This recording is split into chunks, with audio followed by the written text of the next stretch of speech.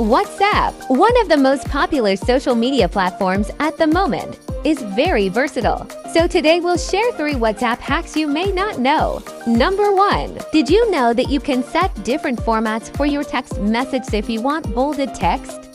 Put it between the asterisks and it will become bold.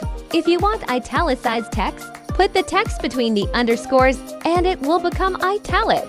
Put the text between the wavy lines and it will become deleted words. These are the best choices for sending invitations or group messages.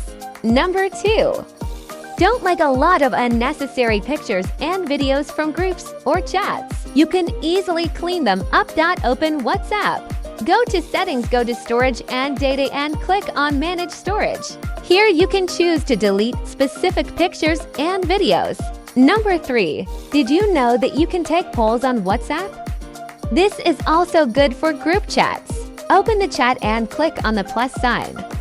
Click on Poll and enter your question. Enter your options and send. Now everyone can vote. Thanks for watching. And don't forget to subscribe to our channel for more helpful videos like this one.